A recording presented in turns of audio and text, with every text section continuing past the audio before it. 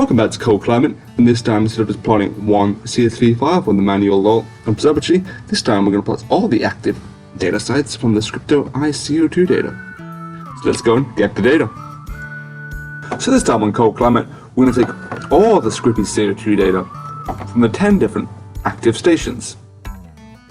Let's do this. We're just going to bring to each of these, and we're going to want to take the daily CO2 blast data. We want to make these into a file. Put these into a folder with all the daily data. Yeah, let's do that. If you do that for all those, you should get a daily file, and then from that you can go into Python and start plotting. But if you don't want to do all that, the data is in the description below. So now we're back in Python, and this time we want to plot all this data, not just one data file. So to do this, we want to take the script we had before, let's take that and just copy it, and then paste it here, and let's go to the CSV. This is the code we had before when we went and got the data. So we want to put this into something we call a function. It allows us to call it multiple times for each of the file, so we don't have to write this code over and over and over again. That's like 12 lines, and it's going to get a bit messy. How many files we got? Like 10 files, so it's like, it's not going to be great. So to clean things up, we're going to use functions. So for this one, we're going to do a call function to get the data. So let's call it simple get CO2 data, and we'll take in a file name, and then .log. And if we have all this, and then we say with file name as CSV, read CSV file, blah blah blah, and that will do the code we had before.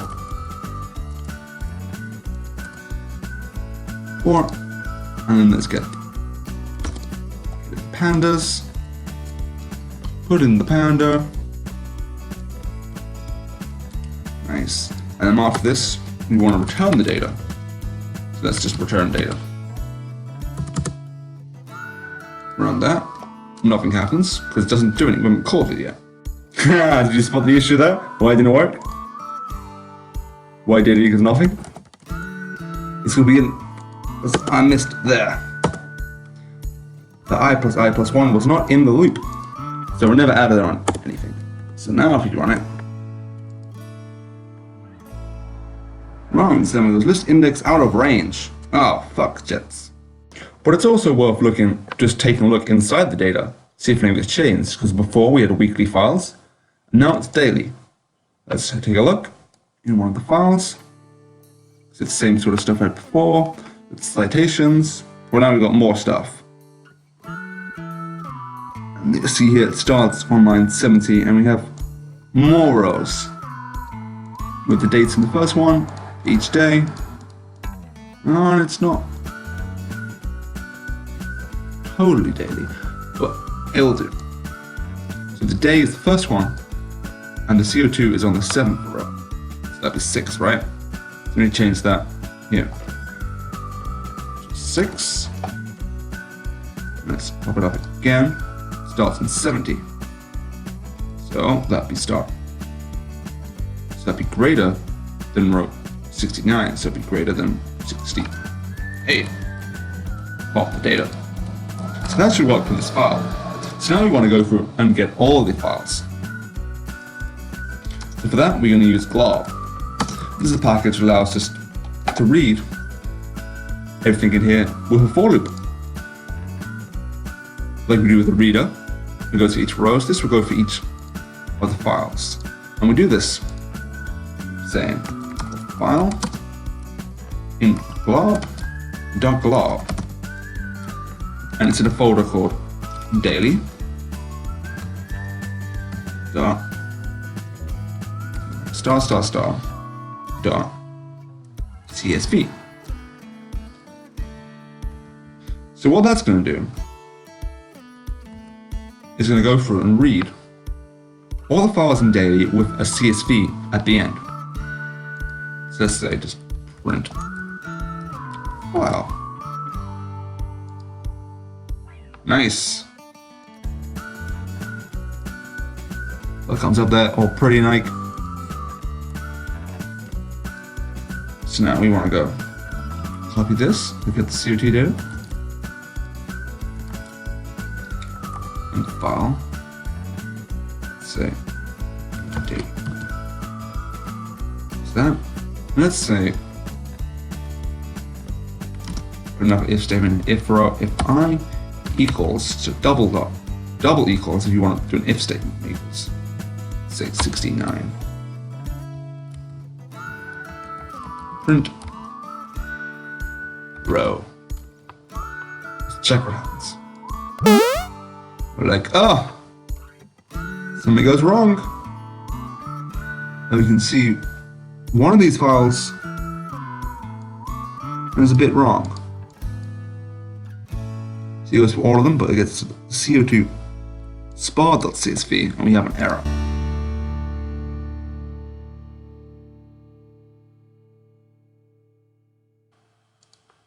So for this one, for some reason it started at 71, 72 instead of 70.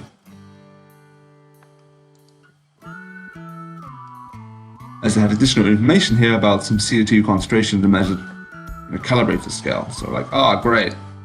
So how are we going to deal with that if they're going to just fuck around?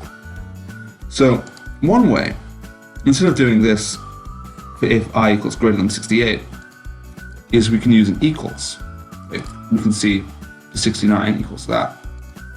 So instead of having that, we can set, we still use I, but this time we say if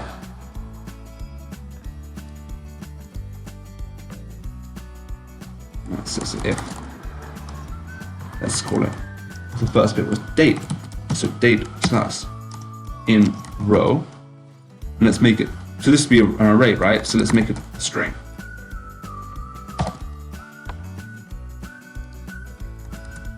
So if the date,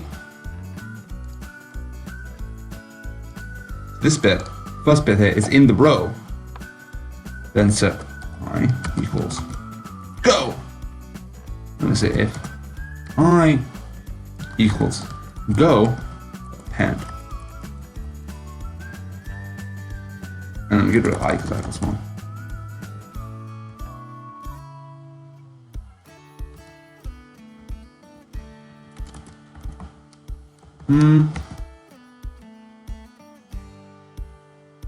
No, we're gonna need to put this above that to make it work. Once we put I equals go,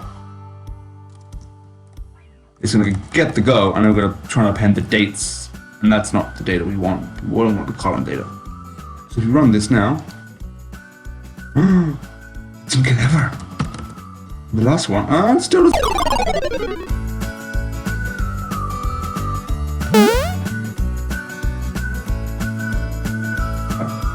Well, what was wrong, and if we look in the data, we see there's a bunch of spaces and other things. So it's going to go for that, trying to find data, but it's not reading it as that, the date. So if we're going to copy that and paste it, brackets.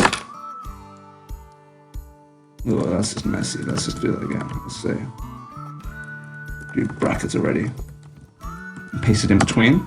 Like, oh, that's just a mess. But that's what it is. Because the people who made the data file were kind enough to put spaces in the Excel file. Great. So now if we do this in print row, it works. And we'll go through and find the date.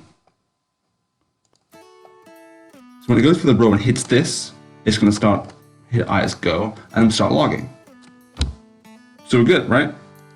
Let's get rid of that. Man, it looks it. So now what we want to do is, we're getting all the data, but we're not saving the data to different things. So we want to do CO2 data. And let's define something called a dictionary. So that is like the arrays, but this time, let's just put it in here to explain a bit better. The CO2 data, that's blank, it's some array with square brackets, curly brackets. For dictionaries, we can set things like lock, that's 5, so CO2 data, so let's say 5, equals 10. And then put CO2 data. We can see that for the lock and the 5, we set a value to it. So we can give names to each of the CO2 data files, or we can use the location names, and then put the file to it, put the data to it. So we can do that. We want to define a lock. So location in the file. So we can see the location is next to the CSV. It's before the .csv. So we say, let's say find. Oh, it links. So find equals. That's not F. Let's call it FD. Equals. Find dot. Maybe. File dot finds dot CSV. Let's put this in the terminal. FD. Oh, we have equals 25. So let's go file 25 and get a dot. And we know it's free before that. So if we do double dot 2, so we want to go 21, 22. So we get the number in the string in the file. There. So then the 24th character in this is the dot. So in this bit here, with the file, we want from the 22nd to the 25th. And that's to give us the SPO. And that's the location name. So if we then copy this, and call it lock equals FD.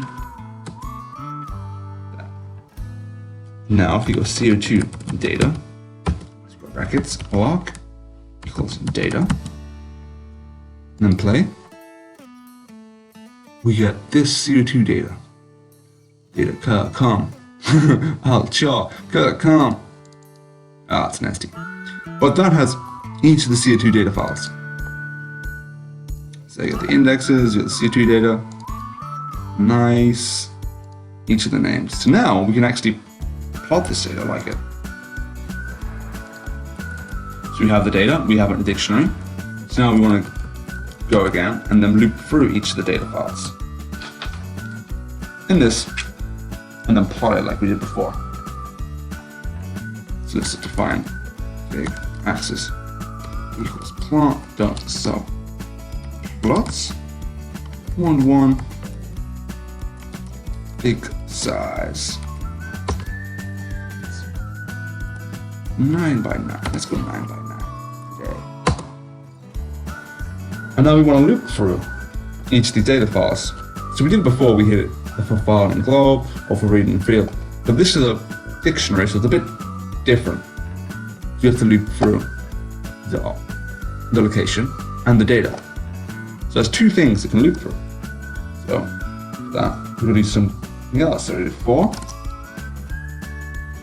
So K item in CO2 data items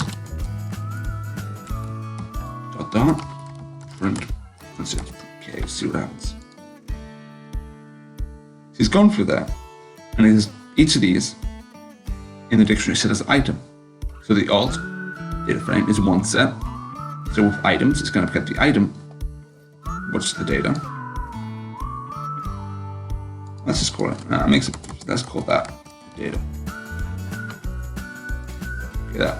So it's going to call each of these an item, and one of the first part in the item is the location name. Call that K. The second part is the data. So we have K data. So we get both. Nice.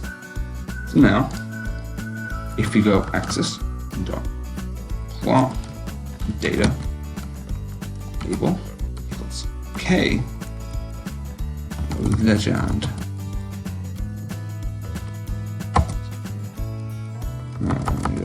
axis. So, change.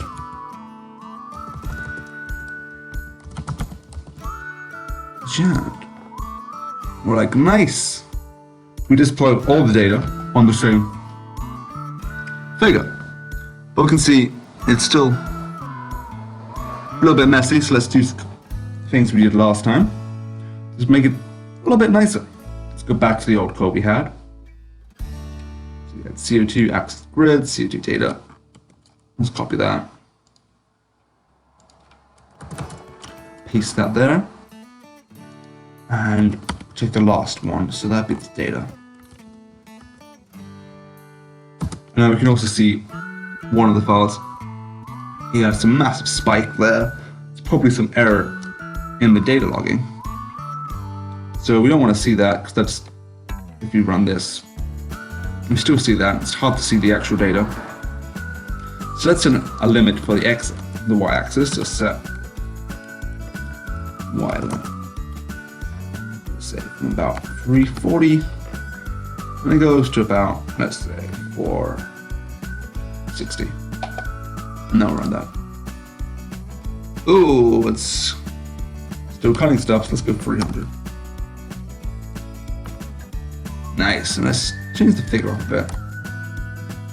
Let's take the figure at 10. Nice.